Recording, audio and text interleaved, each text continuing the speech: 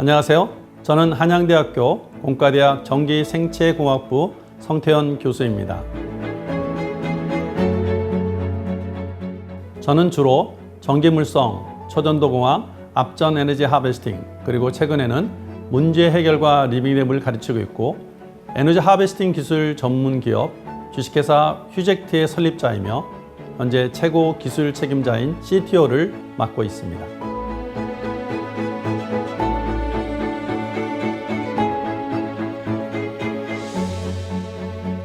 꿈은 미래에 대한 원동력이라고 하지요. 사람이 꿈을 꾸지만 그 사람을 이끌고 가는 것은 그 사람이 꾸고 있는 꿈이라고 합니다. 나를 이끌고 가는 힘, 나의 드라이빙 포스는 내가 꾸는 꿈입니다. 저는 꿈쟁이, 비저너리라고 할 수 있습니다. 초등학교 3학년 때 꿈에 대한 이야기부터 시작할까요? 아버님께서 너는 커서 어떤 사람이 되고 싶니? 라는 질문에 나는 과학자가 되고 싶어요 라고 대답했고 이것이 내 꿈이었습니다. 초등학교 3학년 때 아버지께서 미국에 출장을 다녀오셔서 과학자가 되려면 너는 MIT에 갔으면 좋겠다 라고 하시면서 MIT 기념품으로 된 나무로 된 연필꽂이를 선물로 주셨습니다.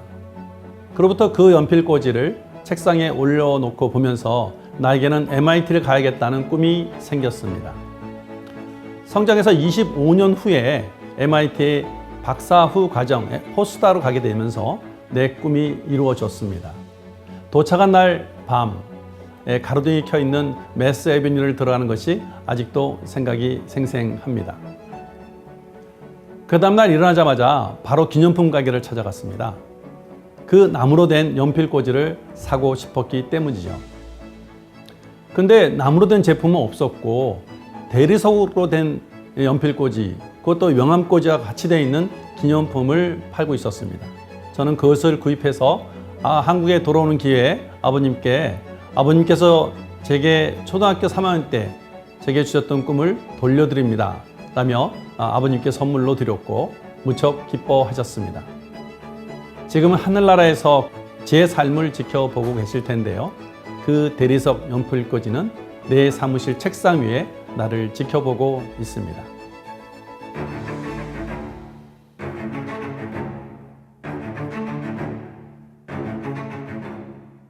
과학이 발전할수록 인류는 더 편리하게 되었다고 하지만 지구를 더 파괴시키고 있는 기술의 발달의 그 진보가 과연 바른 길로 가고 있을까? 저는 그 박사 과정 때 연구를 접하면서 이런 생각을 계속 하고 있었습니다. 그래서 내가 하는 연구가 세상에 얼마나 도움이 될까? 어떻게 하면 사람에게 도움이 되지만 지구를 보호할 수 있을까? 라는 질문을 마음속에 늘 가지고 있었습니다.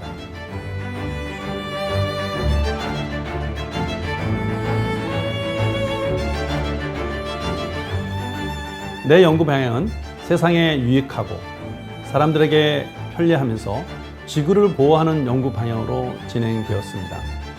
그래서 한국전력공사에서 연구원으로 근무할 때는 공해가 없고 고효율의 초전도 플라이휠 에너지 장치를 개발하게 되었고요. 한양대학교에 와서는 버려지는 에너지를 수확해서 전기에너지로 변환해서 사용할 수 있는 에너지 하베스팅 기술을 개발하게 되었습니다. 에너지 하베스팅이란 우리 주변에서 버려지는 전기들을 모아서 유용한 전기에너지로 바꾸는 기술입니다. 예를 들면 우리가 걸음을 걸을 때 발생하는 진동이나 주변의 열, 햇빛, 그리고 심지어 무선 전파까지도 에너지원이 될 수 있겠지요. 이렇게 모은 에너지를 저장해서 작은 전자기기를 작동시킬 수도 있고요. 더 큰 규모로는 건물의 전력의 일부로 사용할 수도 있습니다.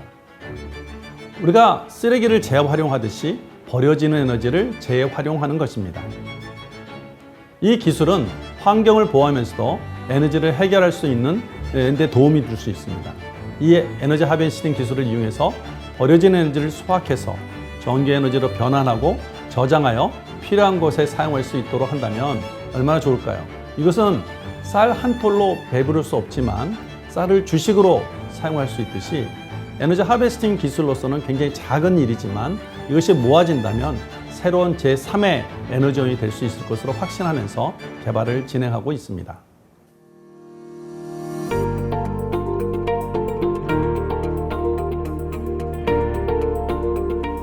의사들은 의료 봉사를 통해서 의료 격차를 줄여가고 있고요. 음악을 하는 사람들은 음악 발표회를, 또 미술하는 사람들은 미술 전시를 통해서 사람들의 마음을 위로하면서 정서적 격차를 줄여가고자 하고 있습니다. 그렇다면 나는 어떤 분야의 사회 격차를 줄일 수 있을까? 저는 첫 번째, 교통 약자에 대한 부분을 생각을 했습니다. 제가 우연히 이 데이터를 보게 됐는데요. 우리나라가 교통사고 사망자 수가 10만 명당 3.9명으로 OECD 국가 30개국 중에서 29위로 굉장히 취약한 것을 보게 됐고요. 야간 작업자들의 경우 53% 이상이 야간 근무 사고 경험이 있다는 것을 보게 됐습니다. 그래서 야간 작업자들의 안전 문제를 해결하기 위한 안전 의복 개발이 시급하다는 것을 알게 되었죠. 현장에 답이 있기 때문에 현장 최종 수혜자들, 야간 작업자들과 함께 이 문제를 해결하는 리빙랩 방식으로 문제를 해결해 보았습니다. 그래서 최종 제품을 제작해서 업체에 기술 이전하고 조달청 혁신 제품까지 등록하게 되었지요. 이는 야간 작업자들의 움직임을 이용해서 에너지 하베스트를 통해서 전기 에너지를 발전시키고 이 전기로 LED 램프를 작동시킴으로써 운전자들로 하여금 야간 작업들이 멀리서부터 작업을 하고 있구나라는 것을 인지할 수 있도록 하는 것이었습니다. 다음은 시각장애인들을 위해서는 어떤 도움을 줄 수 있을까? 저는 무작정 한국시각장애인연합회에 문을 두드렸습니다. 우리가 가지고 있는 에너지 하베스팅 기술을 소개하고 이 에너지 하베스팅 기술로 시각장애인들을 위해서 도움이 되고 싶습니다 라고 말씀드렸는데 반응은 아주 썰렁했습니다. 자신들을 이용해서 프로젝트를 많이 했지만 결국 과제할 때만 자기를 이용하고 자신들을 위한 제대로 된 제품을 지금까지 만들어내지 못했다는 것이었습니다. 지금 연구개발 과제가 있어서 하는 게 아니라 우리가 가지고 있는 기술을 이용해서 진심으로 시각장애인들을 도와주고 싶다 하는 우리의 진정성이 잘 받아들여져서 아주 좋은 협조 관계로 이어졌지요. 그 이후 국가과제와 연결돼서 지금 스마트케인을 본격적으로 개발하고 있습니다. 이 스마트케인은 시각장애인들이 흰색 지팡이를 놓쳤을 때 주변에 사람들이 많이 있지만 그걸 직접적으로 주워주는 분들은 한 분도 없다고 합니다. 그래서 자신의 핸드폰으로 지팡이 찾기를 하게 되면 흰색 지팡이로부터 소리가 나서 찾을 수 있게 되겠고요. 또한 이분들한테 뭐가 더 필요합니까? 라고 질문을 던졌을 때 이분들이 가장 곤란스러워 하시는 것이 핸드폰을 어디다 뒀는지 모르겠다는 것입니다. 그래서 흰색 지팡이로부터 버튼을 눌러서 흰색 지팡이로부터 핸드폰을 찾는 기능을 개발해서 저희가 추가해서 지금 개발되었고 이걸 보급해서 리빙랩으로 그분들과 현재 제품을 제작하고 있습니다.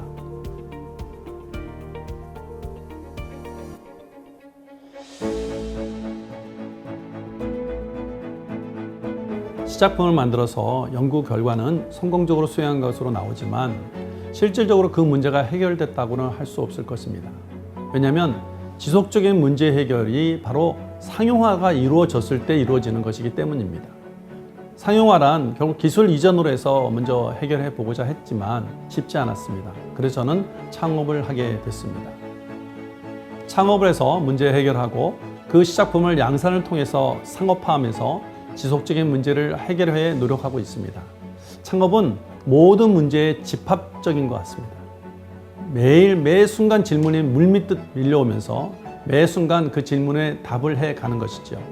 그때 단답형으로 갈 것도 있고 또 중장기적으로 질문에 답을 해야 하는 것들도 있습니다. 각 분야에서 질문에 대한 훈련이 잘 돼 있어야 창업이나 사회 현장에서 융합적이고 복합적인 질문에 대한 답변을 잘 할 수 있을 거로 생각합니다.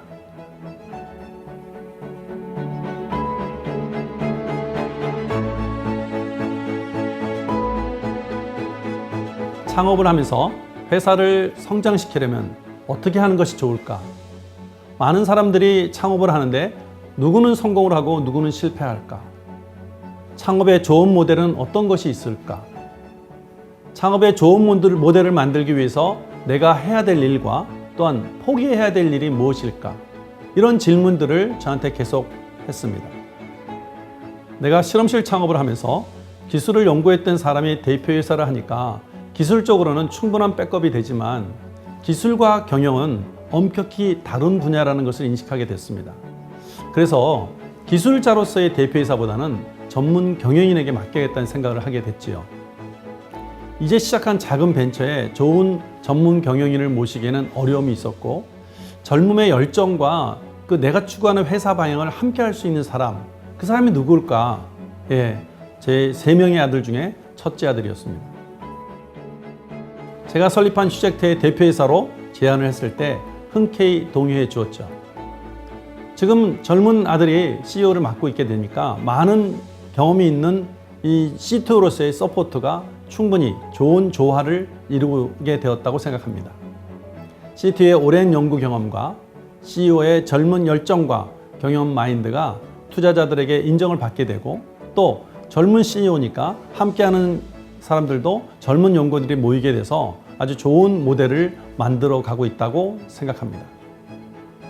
이것이 늘 어떻게 하면 더 좋은 결과를 얻을 수 있을까라고 하는 자신에게 던지는 질문의 결과였다라고 생각을 하고 있습니다. 질문은 우리의 잠재 능력을 이끌어내는 열쇠라고 생각합니다. 나는 내 자신에게 늘 질문을 던집니다. 그래서 그 질문이 나를 이끌고 가고 있다라고 생각하는 것이죠. 결국 The Question Driven Life가 된 셈이지요.